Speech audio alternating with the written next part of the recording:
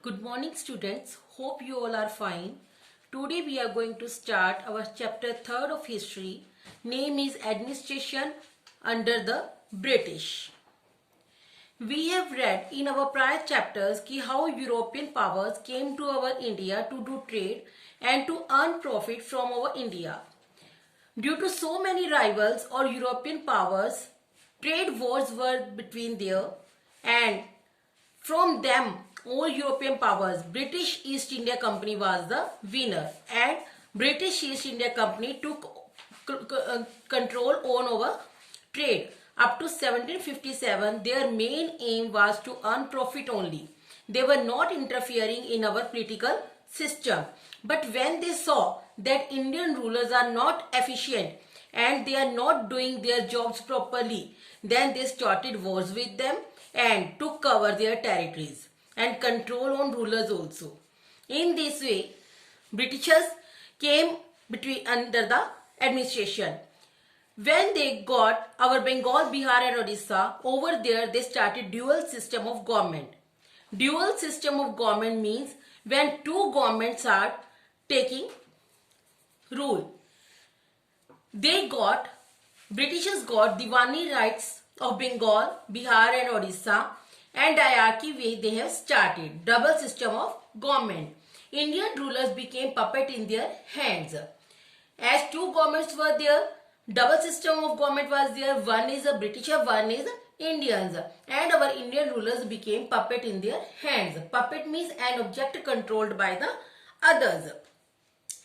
And all the wealth of our India that is gained by the Britishers. They were controlling on our wealth through corruption, plunder and maladministration, wrong administration. At that time, Governor of Bengal was Warren Hastings. He was not able to run the administration properly.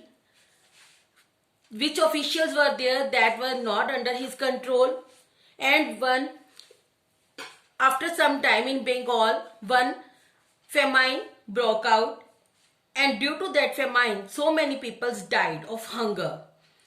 Due to that famine, when Britishers or British part in England, British peoples came to know that this happens, they shook.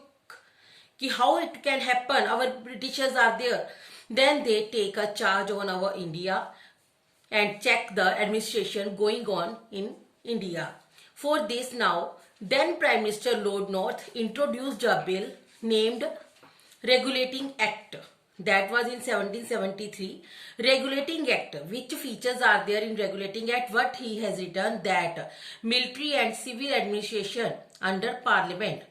Parliament means the British Parliament. They will check ki how military and civil administration in India is going on. Warren Hastings, that was the then governor of Bengal, that is remain his post, and 4 members work under him. They will assist him. Supreme Court was established. 1 chief judge was there and 3 other judges were there. Then 24 directors appointed for 4 years to keep check and supervise the all works which are going on India, and they have to inform to the Britishers about it. These were the features of Regulating Act. Maybe PM which was there, Lord North, he has tried best, but some limitations were there. Other names of limitations are defects, drawbacks. Some limitations, defects or drawbacks were there, like powers of Supreme Court were not clear. In which case, which decision they have to take. Powers of Governor General were also not clear. Which works, how many area he has to control. Governor of Bombay and Madras were not fully under the Governor General. So misunderstandings were also there.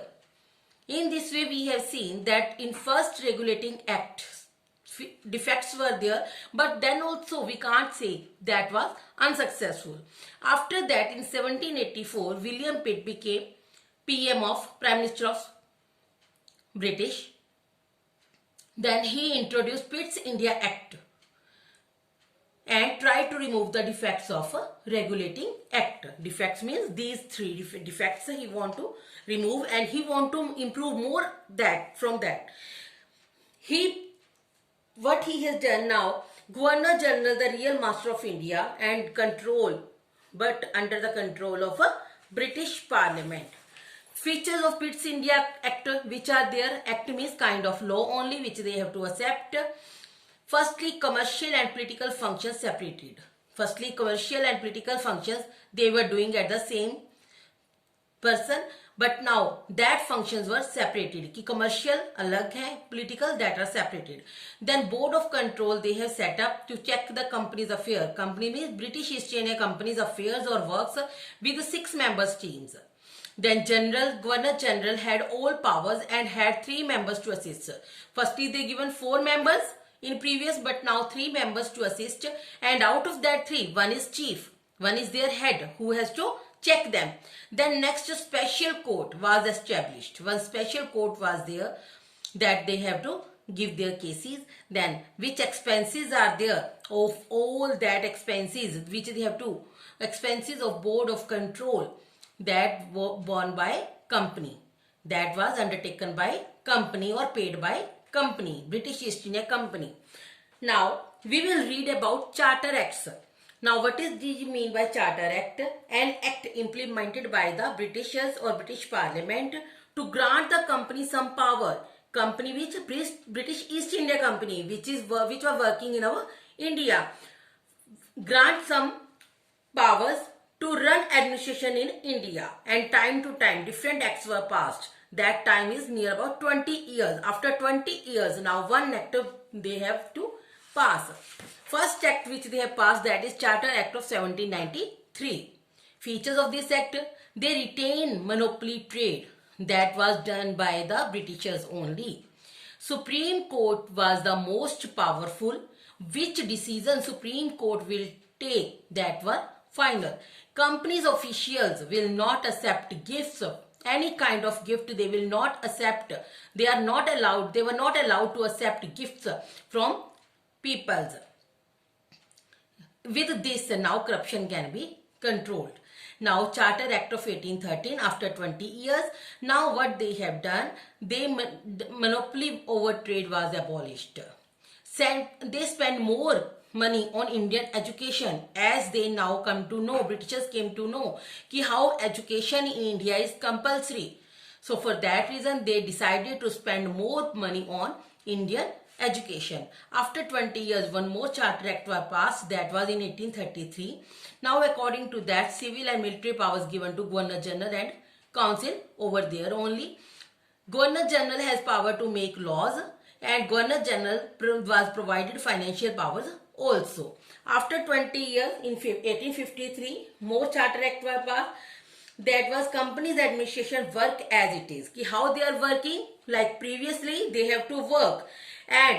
But when Parliament decided to hand over to British Crown, up to if Parliament decided, they will decide to hand over the whole administration to British Crown, then they have to. Otherwise, up to that time, British East India Company, they have to administration on the basis of these acts. I hope you understand this. Now for the better administration, civil administration under the company they have started. That administration was compulsory to run out the India. They have started civil services, army, police, judiciary in our India. Under civil services first of all proved steel frame of Indian administration. Means that was very good. They have started given services to people. ICS was there, Indian Civil Services were there. That was started by Lord Cornwallis in 1793. But one limitation was there, that in ICS post only Britishers were there. And there was no test first of all for it. So many years appointment was on the basis of a nomination only. And nomination who done? That nomination by the directors, which their persons are there, that we can say favors were there, to them only they were giving that job. But Indians were not allowed for this ICS. After some time, test they have started. Then also our Indians were not allowed to appear in the test. Indians were for the subordinate post only, for the small post only. They were not they were not, we can say that, ready to give more money to the Indians. Then second, their administration was there about the army. This was the most important pillar to maintain their position only. Their position means Britishers used army to maintain their position only. Army saved the company from European rivals. Army control on native rulers and their area, and that for the Britishers. They crushed the revolts against them. If any Indian revolt was also there, then also army crushed that revolt. Maybe Indians tried to do that revolt for the betterment, but they never understood this thing. In this way, most that in army, higher posts are for the Britishers only. They are not allowed to, they are not able to get higher job. Subedar was the last job for our Indians, and they were not given money up above 300. In this way, when war was there, more people from army that Indian were going for the war, but they are not getting any extra money for this also. It means we can say that army is beneficial for the Britishers, but not for our Indians. For war only they are using the army, our Indian peoples. Then third, that is police. This police, they have maintain law and order, and this was very successful also. They have reduced crimes. It became successful as they have divided the post, divided the area also. At the high post, superintendent of police was there. Under him, at the town level, Kotwal was appointed, and district level, district superintendent of police, DSP, was appointed. Under DSP, under the district, thanas were there. So many thanas they have divided, and thana was under the control of Daroga. All they have to report to superintendent of police. Our last is judiciary.